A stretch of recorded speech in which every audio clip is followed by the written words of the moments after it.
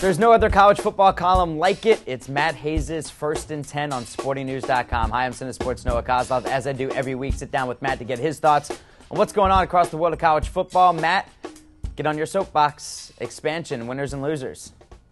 Noah, let's all take a deep breath and let's look at the last 2 years of expansion and guess who comes out on top. Surprise! It's the SEC, of course. They went on the field. They went off the field. They do it all.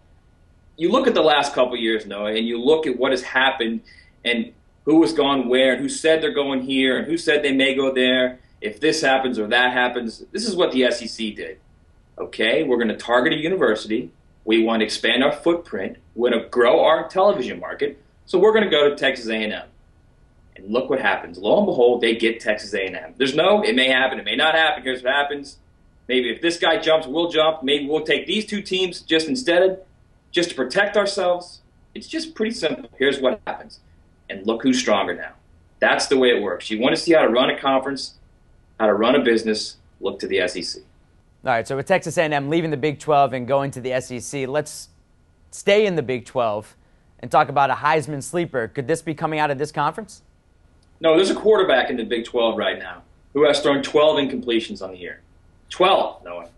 He's also thrown 13 touchdown passes. That's crazy. And I think when you look at this Heisman race, it has become almost like the preseason polls. We've got the preseason favorites of Andrew Luck and LaMichael James and Trent Richardson. Meanwhile, here's Robert Griffin III at Baylor, just putting up unreal numbers. And it's not just the fact that he's putting up numbers. It's the way he's doing it. It's accuracy. It's leading his team. It's moxie. It's toughness. This kid has got it all. If Baylor wins, and Baylor has that special type of season where they reach 9 or 10 games, and he continues to put up these numbers, Noah, I don't see how he couldn't be not only invited to New York, but win the whole thing.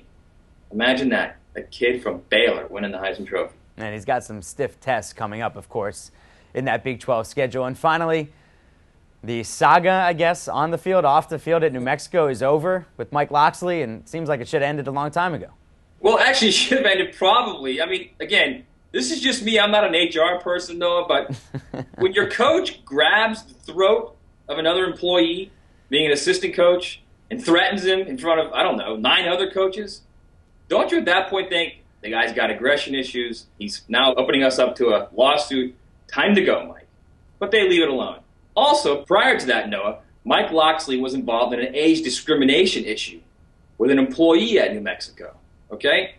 Again, none of that seems to faze the New Mexico administration, the athletic director, the president. However, last weekend, when a recruit decides to borrow Locksley's car, apparently with Locksley's consent, and gets a DUI, now it's time to let him go. It wasn't the fact that he won 2 games over the last 2 and 1 month season, or the fact that they lost to Sam Houston State Saturday. Noah, if you lose to Sammy State, you got issues in your program, okay?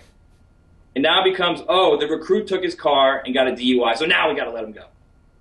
I would imagine, Noah, that at some point, the AD also will be gone. The president also will be gone. This is a massive, massive failure at the highest level. And he took over kind of a mess with the Lobos and then just led it down the wrong path instead of trying to turn them around.